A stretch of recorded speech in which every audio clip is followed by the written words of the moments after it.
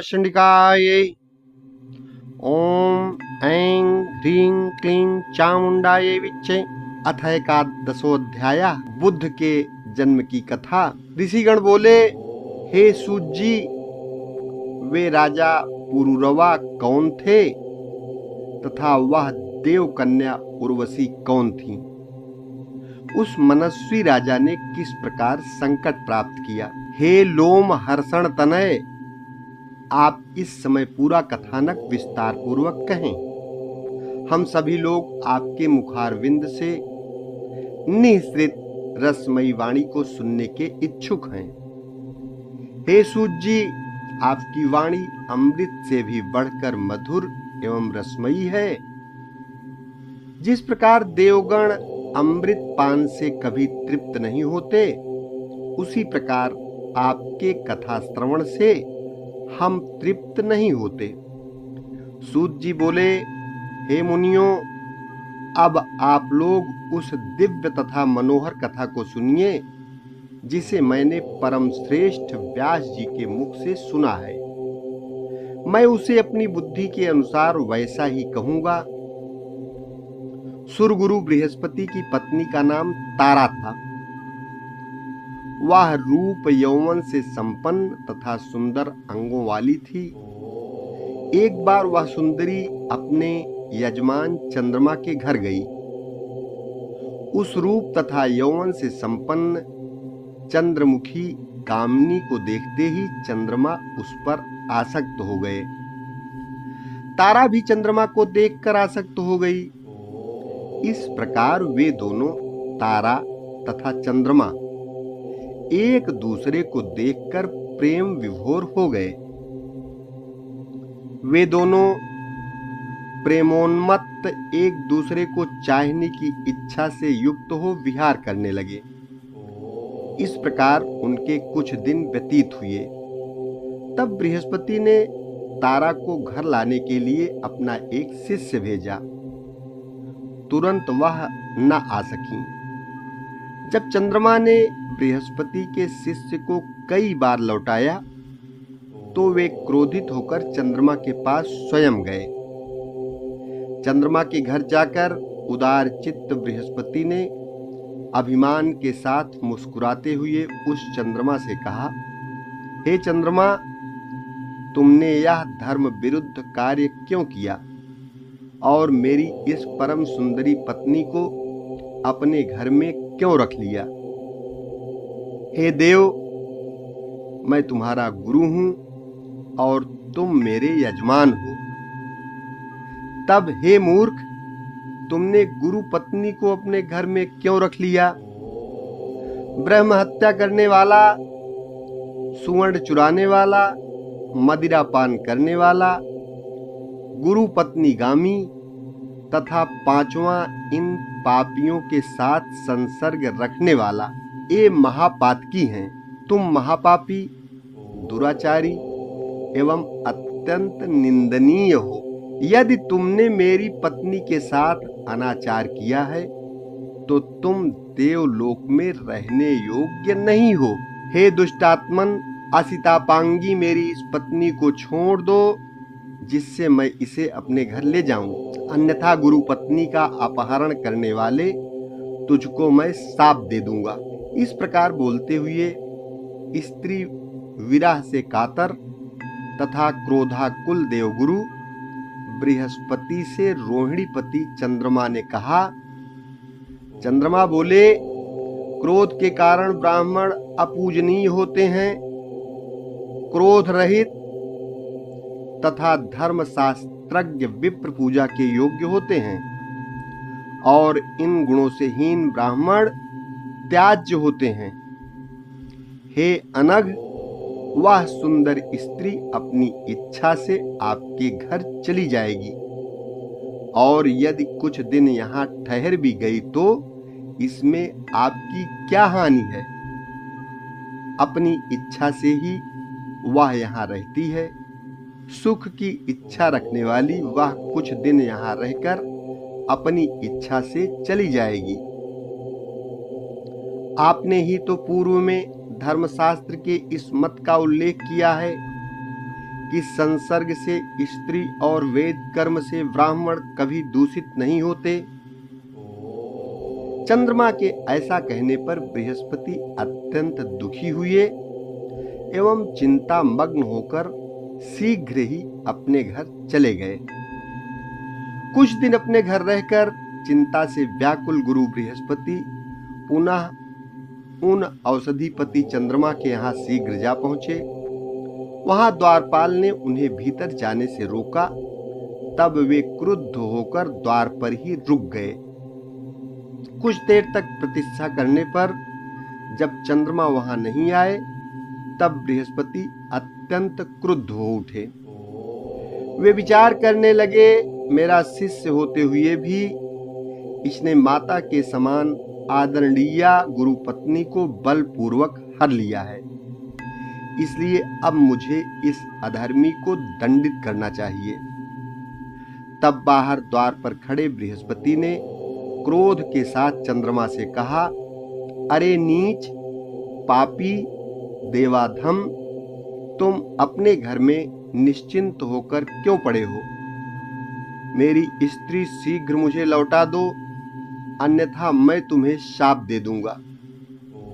यदि तुम मेरी पत्नी नहीं दोगे तो मैं तुझे अभी अवश्य भस्म कर दूंगा। सूत जी बोले, बृहस्पति के इस प्रकार के क्रोध भरे वचन सुनकर द्विजराज चंद्रमा शीघ्र ही घर से बाहर निकले और हंसते हुए उनसे बोले, आप इतना अधिक क्यों बोल रहे हैं? सर्वलक्षण संपन्न वह असितापांगी आपके योग्य नहीं है। हे विप्र, आप अपने समान किसी अन्य स्त्री को ग्रहण कर लीजिए।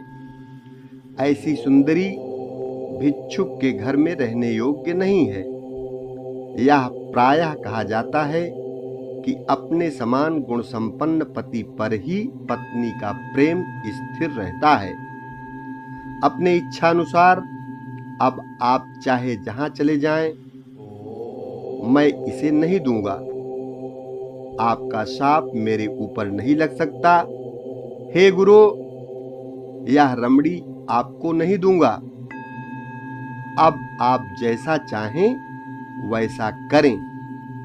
सूत जी बोले, चंद्रमा के ऐसा कहने पर देवगुरु बृहस्पति रुष्ट होकर चिंता में पड़ गए और वे कुपित होकर शीघ्रता से इंद्र के भवन चले गए। वहां स्थित देवगुरु बृहस्पति को दुख से व्याकुल देखकर इंद्र ने पाद्य, अर्घ्य तथा आचमनीय आदि से उनकी विधिवत पूजा करके बैठाया। जब बृहस्पति आसन पर बैठकर स्वस्थ हो गए, तब परम उदार इंद्र ने उनसे पूछा, हे महाभाग, आपको कौन सी चिंता है? हे मुनिवर, आप इतने शोकाकुल किस लिए हैं? मेरे राज्य में आपका अपमान किसने किया है? आप मेरे गुरु हैं, अतः हमारी सारी सेना एवं लोकपाल आपके अधीन हैं।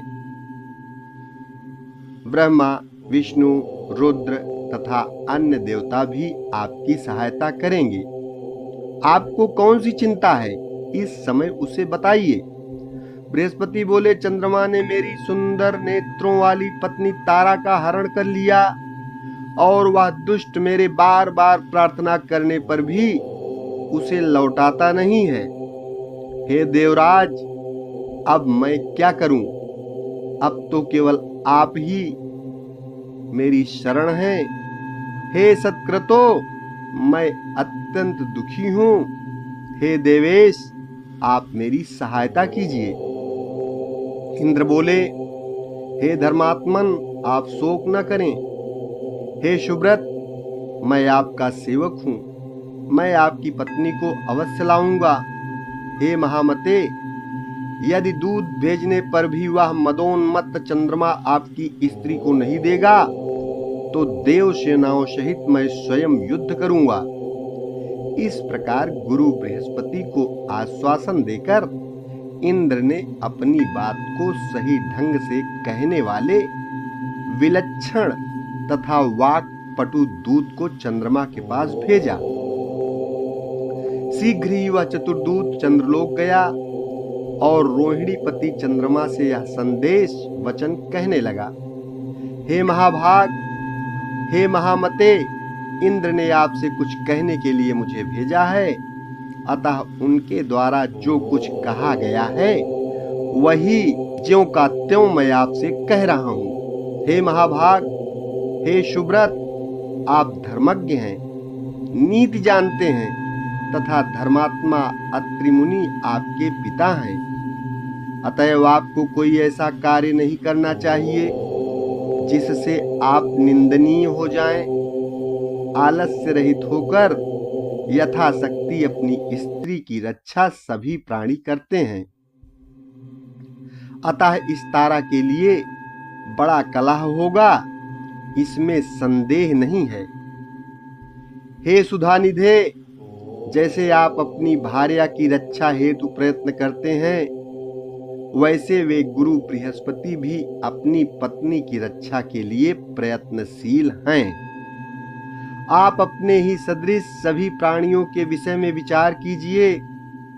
हे सुधानिधे, आपको दक्ष प्रजापति की सुलक्षणों से युक्त 28 कन्याएं पत्नी के रूप में प्राप्त हैं। आप अपने गुरु की पत्नी को पाने की इच्छा क्यों रखते हैं? स्वर्गलोक में मेनका आदि अनेक मनोरम अप्सराएं सर्वदा सुलभ हैं, तब उनके साथ स्वेच्छा पूर्वक विहार कीजिए और गुरु पत्नी तारा को शीघ्र ही लौटा दीजिए।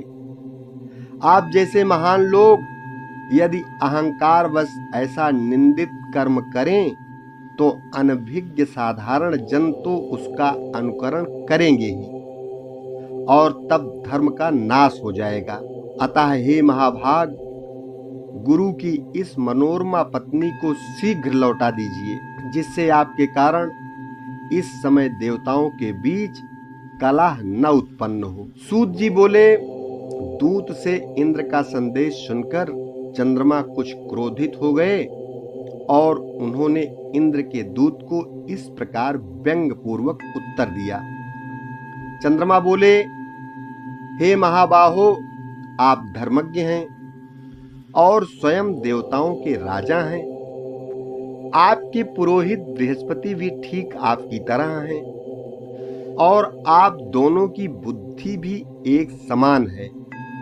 दूसरों को उपदेश देने में अनेक लोग चतुर होते हैं, परंतु कार्य उपस्थित होने पर उपदेशानुसार स्वयं आचरण करने वाला दुर्लभ होता है।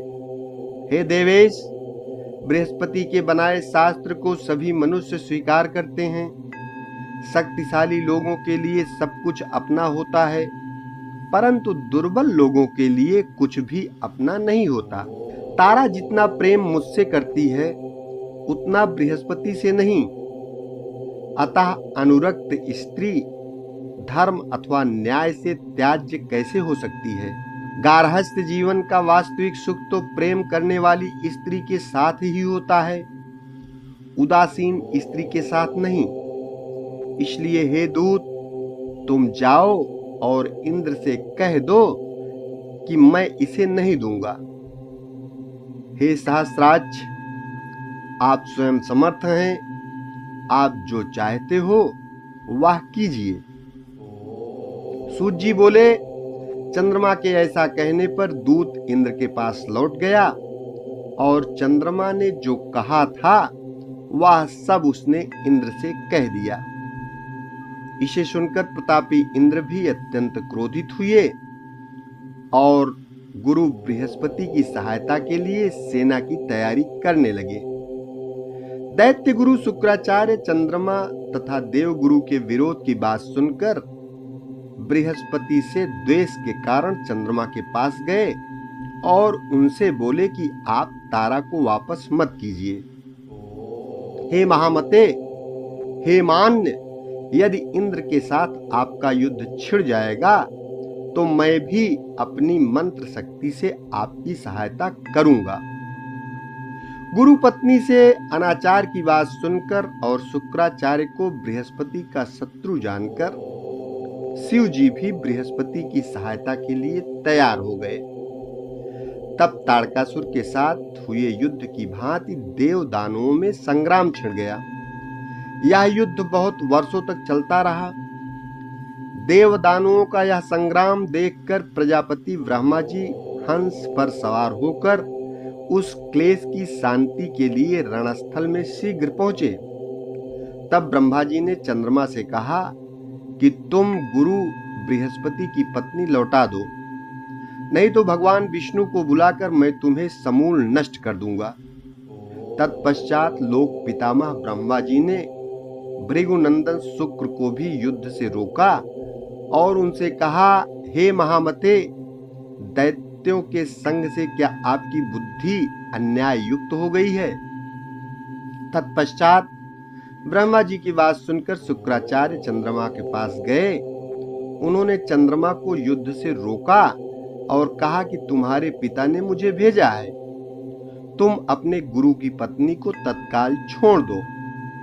सूत जी बोले, शुक्राचार्य की वह अद्भुत वाणी सुनकर चंद्रमा ने बृहस्पति की गर्भवती सुंदरी प्रिय भार्या को लौटा दिया। पत्नी को पाकर देवगुरु बड़े प्रसन्न हुए और आनंद पूर्वक अपने घर चले गए। तत्पश्चात सभी देवता और दैत्य भी अपने अपने घर चले गए।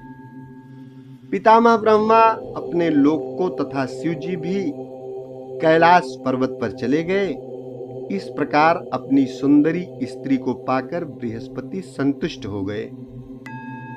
तदनंतर कुछ दिनों के बाद तारा ने शुभ दिन तथा शुभ नक्षत्र में गुणों में चंद्रमा के समान ही सुंदर पुत्र को जन्म दिया। पुत्र को उत्पन्न देखकर देवगुरु बृहस्पति ने प्रसन्न मन से उसके विधिवत जात कर्म आदि सभी संस्कार किए। हे श्रेष्ठ मुनियों, चंद्रमा ने जब सुना कि पुत्र उत्पन्न हुआ है, तब बुद्धिमान चंद्रमा ने बृहस्पति के पास अपना दूत भेजा और कहलाया, हे गुरु, यह पुत्र आपका नहीं है, क्योंकि यह मेरे तेज से उत्पन्न है। तब आपने अपनी इच्छा से बालक का जात कर्मादि संस्कार क्यों कर लिया? उस दूत का वचन सुनकर बृहस्पति ने कहा कि यह मेरा पुत्र है, क्योंकि इसकी आकृति मेरे समान है, इसमें संदेह नहीं। पुनः दोनों में विवाद खड़ा हो गया और देव दानव मिलकर फिर युद्ध के लिए आ गए और इस प्रकार उनका बहुत बड़ा समूह एकत्र हो गया। उस समय शांति के अभिलाषी स्वयं प्रजापति ब्रह्मा जी पुनः वहां पहुंचे और रणभूमि में डटे हुए युद्धोत्सुक देव दानवों को उन्होंने युद्ध से रोका। धर्मात्मा ब्रह्मा जी ने तारा से पूछा, हे कल्याण, यह पुत्र किसका है? हे सुंदरी, तुम सही सही बता दो, जिससे यह कलह शांत हो जाए। तब असितापांगी सुंदरी तारा ने लजाते हुए सिर नीचे करके मंद स्वर में कहा, यह पुत्र चंद्रमा का है। ऐसा कहकर वह घर के भीतर चली गई। तब प्रसन्न चित्त होकर चंद्रमा ने उस पुत्र को ले लिया। उन्होंने उनका नाम बुध रखा। पुनः वे अपने घर चले गए। तत्पश्चात ब्रह्मा जी अपने लोक को तथा इंद्र सहित सभी देवता भी चले गए। इसी प्रकार प्रेक्षक भी जो जहां से आए थे, वे सभी अपने अपने स्थान को चले गए।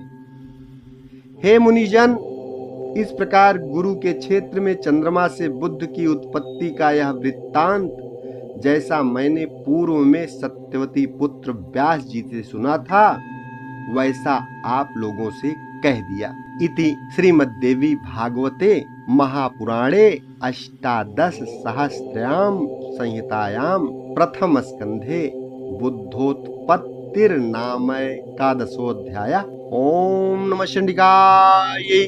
12वां अध्याय अगले भाग में।